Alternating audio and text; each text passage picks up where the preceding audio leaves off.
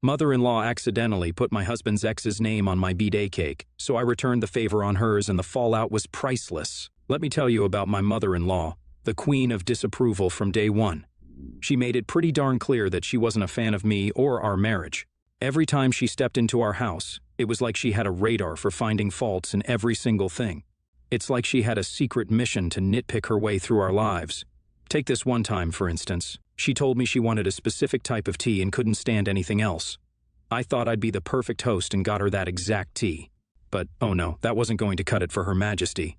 As soon as she took a whiff, she acted like I served her some kind of toxic sludge and tossed it away, claiming she'd never say she liked something like that. But believe me, that was just the tip of the iceberg. This woman had a talent for being snobby in the most creative ways.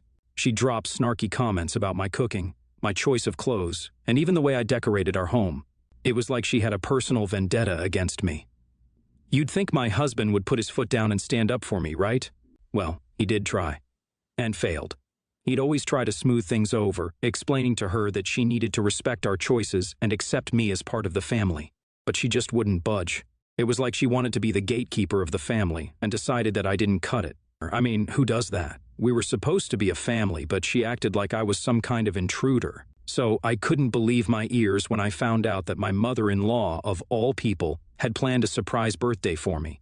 It was such a weird twist in the tale, considering how she had never been a fan of me.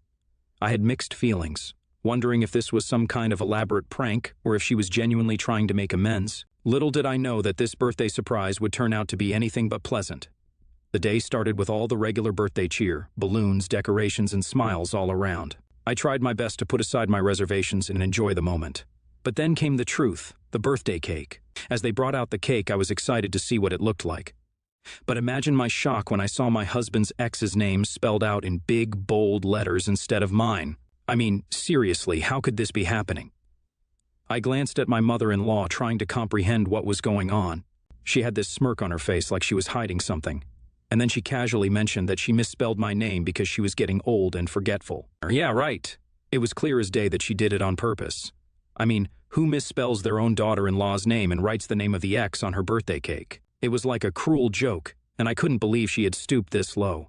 Everyone else seemed to be in shock too, not knowing how to react.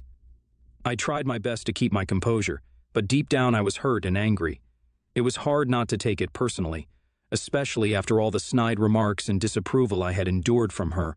When my husband saw the birthday cake, he was just as shocked as I was. He genuinely wanted to surprise me with a special birthday celebration, but his mom swooped in, offering to plan the entire surprise herself. It seemed like a hopeful sign that she was finally willing to try and build a better relationship with me. She told my husband that she wanted him to have a good relationship with me, and she was willing to make an effort. It was like she was playing the role of a caring and understanding mother-in-law, luring him into believing that she had turned a new leaf. Little did he know that it was all a facade, a cunning plan to ruin my birthday and hurt me in the process. I didn't want to ruin the party, so I just smiled. I had other things in the plan. Now, let me give you some backstory. It seemed like my mother-in-law had a knack for stirring up trouble with her habit of comparing me with my husband's ex. It was ironic because my husband had told me that she never approved of his ex either. Talk about déjà vu. But what was even more amusing was the fact that my mother-in-law herself had been the second wife of my father-in-law. It was like she conveniently forgot her history while busy meddling in ours.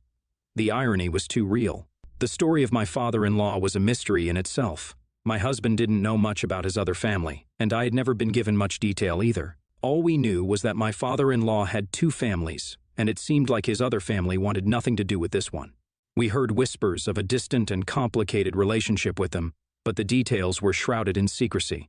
It was like there was a hidden divide that we were never meant to cross. And then I found out, after a year of marriage, the reason behind my father-in-law's divorce from his first wife was none other than my mother-in-law. It was like something out of a soap opera, with family secrets and drama at every turn. I couldn't help but wonder if my mother-in-law's constant comparisons were a way of asserting herself and trying to fill the shoes of my husband's first wife. It was like she was trying to erase the past and make herself the standard for what a wife should be. But no matter how much she tried, she couldn't erase the fact that my husband's first marriage had nothing to do with me. We were our own couple, with our own unique love story. Coming back to the present, like I said, I didn't react. I just smiled at her mistake. Now, my mother-in-law's birthday was legit the next day, so I decided to return the surprise. I decided to play a little prank, and wrote my father-in-law's first wife's name instead of my mother-in-law's on the birthday cake. Of course, I acted all innocent, blaming the bakery for the mix-up. Oh, the look on her face when she saw the cake. It was priceless. She was fuming with anger, and I couldn't help but suppress a smirk. It was like karma had come full circle. All those times she had belittled me and made me feel unworthy. And now she was the one feeling the burn. She started yelling and throwing a tantrum, but I remained calm and composed. My husband tried to calm her down, but she wouldn't listen to reason. In a way, it felt liberating to see her lose control for once. I innocently asked if she was okay, pretending to be clueless about the whole thing. Inside, I was laughing with glee. But then she stormed out, unable to handle the humiliation. My husband looked puzzled, asking if I had done it intentionally. I didn't want to admit the truth, so I played it off as an honest mistake. "Oh, I must have picked up the wrong cake," I said with a perfectly innocent smile. He bought it hook, line, and sinker. It was my little secret, my moment of giving her back what she deserved. I knew I probably shouldn't have stooped to her level, but I couldn't resist giving her a taste of her own medicine. And boy, did it feel good. Do you think I went too far, bringing up old wounds and all? Well, my little birthday cake prank seems to have stirred up quite the storm. My mother-in-law is complaining left and right, insisting that I did it intentionally. But you know what they say, what goes around comes around. I denied it, of course, and played it off like I was innocent as a lamb. I reminded her of the time when she messed up on my birthday with the tea incident, and I didn't react the way she did. I mean, come on, it was just a cake, right? No need to blow it out of proportion. But you know how it is with mother-in-laws, always looking for a reason to be dramatic. She loves the spotlight, and this was her moment to shine. The whole family knows how she can be, so it's no surprise that they're all on my side. They've seen her dramatic antics before, and they're not falling for it this time. It's honestly quite funny how the tables have turned. She's used to being the center of attention and getting her way. But this time, she's the one left red-faced and fuming. And I have to admit, I'm kind of enjoying the show. My husband seems a little torn, caught between defending his mom and believing me. But hey, I'm not going to spill the beans about my little prank. Let him think what he wants. It's all in good fun, right? Update 2. Ever since the little cake prank, my mother-in-law has been surprisingly silent and hasn't been bothering us much. It's like a breath of fresh air, and life has become so much more peaceful. Maybe, just maybe, my little prank had a more significant impact on her than I thought. Perhaps she realized that her dramatic antics weren't getting her anywhere and decided to dial it down a notch, or maybe she's just sulking in a corner, nursing her wounded pride. Either way, I'm not complaining. I can finally breathe without the constant scrutiny and criticism. It's like a weight has been lifted off my shoulders, and I feel freer than ever before. Of course, I'm not naive enough to think that this newfound peace will last forever. Knowing my mother-in-law, she might bounce back with her drama in no time. But for now, I'm going to just enjoy it. Update 3, you know what they say, if you can't beat them, block them. And that's exactly what I did. Life has become so much better ever since I decided to block my mother-in-law. No more nagging and drama, just sweet, blissful silence. And thanks to all of you for supporting me in the comments. It feels good to know that I'm not alone in dealing with a dramatic mother-in-law. Your words of encouragement have been a source of strength for me. When she confronted me about blocking her, I just played it cool and blamed it on network issues. Hey, a little white lie never hurt anyone, right? Besides, it's kind of fun to mess with her a little bit. I have to admit, I'm enjoying this newfound power and control. Blocking her has given me a sense of freedom and peace that I never knew was possible. It's like I have the remote control to her drama, and I get to decide when to turn it on or off. To all those dealing with their dramatic mother-in-laws, stay strong and don't let anyone bring you down. Until next time, take care and live your best life. Bye for now. Opinion 1, NTA for sure. Dealing with a difficult mother-in-law can be such a nightmare, and you did what you had to do to protect your sanity. Blocking her was a smart move. And hey, network issues happen all the time, right? You deserve to have a peaceful and drama-free life. Don't let anyone guilt-trip you into dealing with unnecessary karma.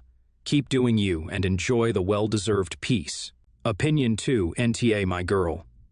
Mother-in-laws can be a handful, and sometimes you just have to take matters into your own hands. It's essential to prioritize your mental well-being, and if that means cutting out toxic people, then so be it. Stay strong, and don't let anyone make you feel bad for putting yourself first. Next story. I don't like sharing my meals with people. I've often been in situations where people want to try my food, and it puts me in an awkward spot. If it was just one bite, it would be more tolerable.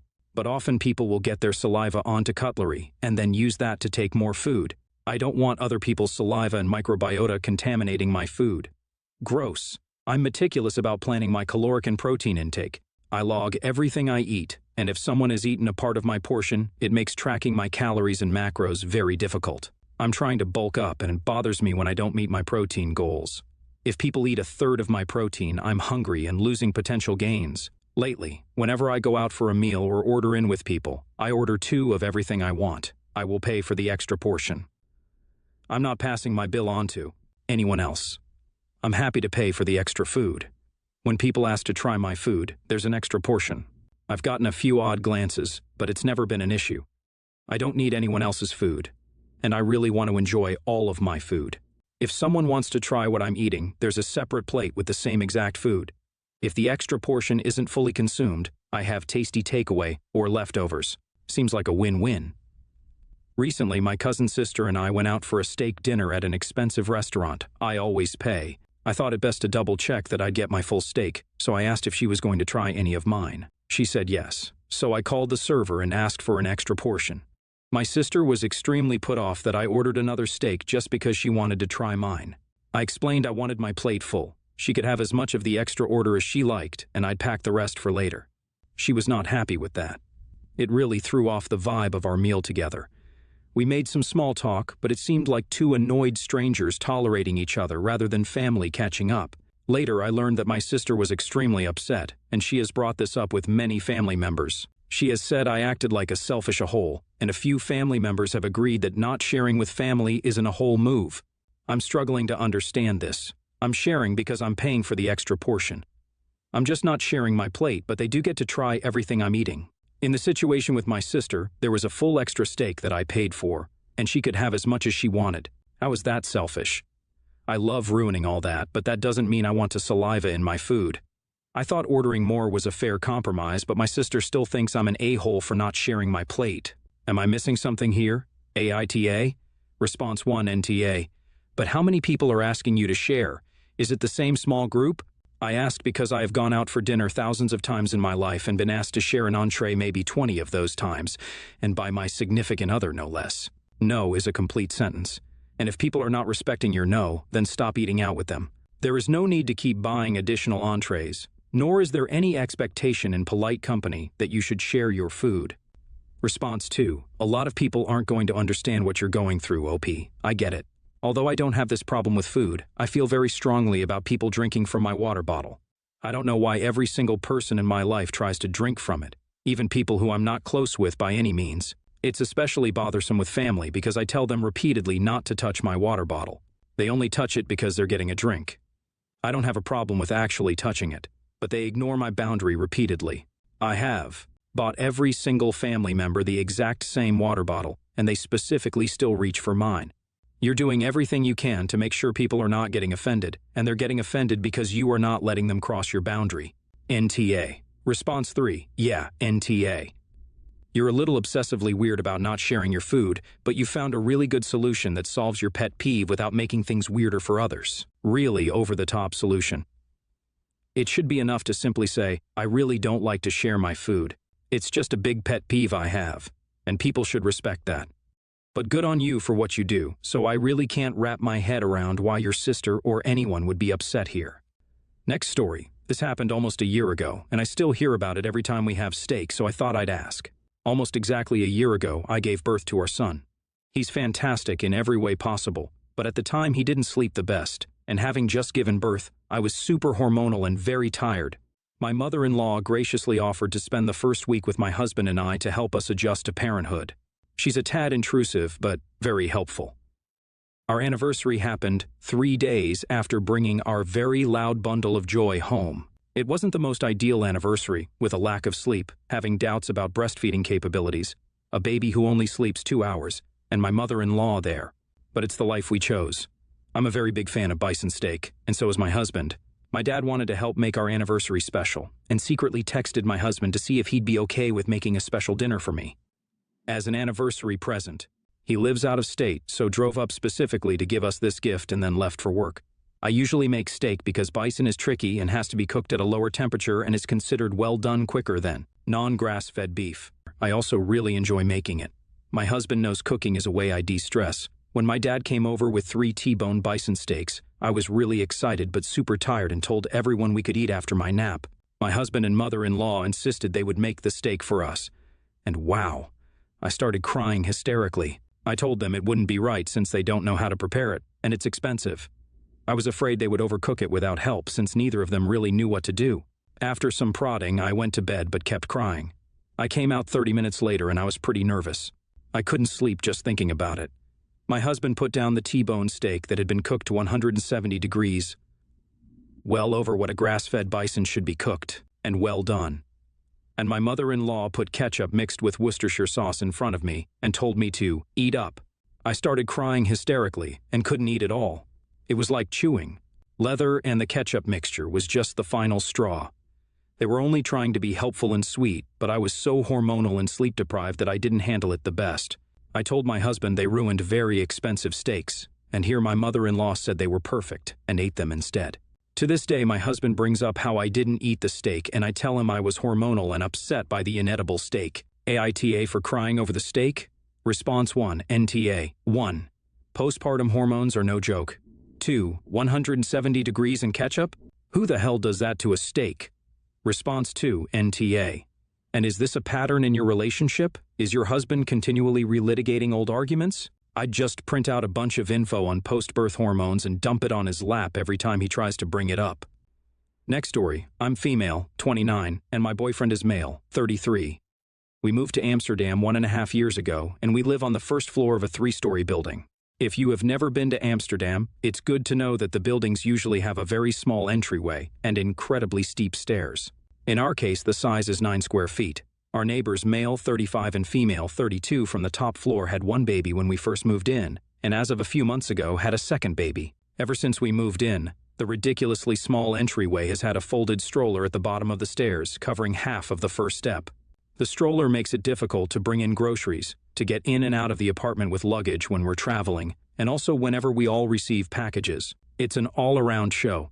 More often than not, a bunch of the steps of the staircase have boxes of our neighbors' deliveries on them because there's simply no room for them at the entryway. We often have to move the heavy stroller and leave it outside in front of the building while we're moving things. We were always empathetic with them and never complained, just decided to deal with it.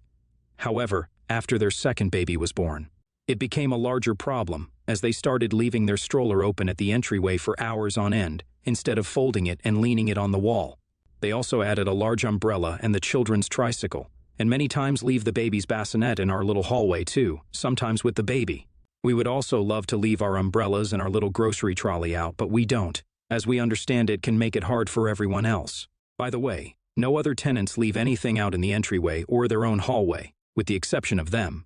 Because of that, I politely asked them in a letter to remove the excessive things, tricycle, umbrella, and bassinet, and to please fold the stroller as soon as possible after moving the baby, as it's already a compromise on our part because we understand that the logistics of going up and down the stairs with it is a lot, but everything else was too much and simply getting in the way. It's been over a week since the letter was picked up and nothing has changed. Today we passed them on the street. They gave us an angry look and left us a note saying we simply are a-holes for not getting the parents' struggles, and they should be entitled to leave their stuff there. Am I the a-hole here? Response 1, NTA. Also from the Netherlands, also live in an apartment building with other people. It's up to us to keep it clear. It is not uncommon for neighbors to approach each other about not letting strangers in, to not put strollers or bicycles in inconvenient places, etc.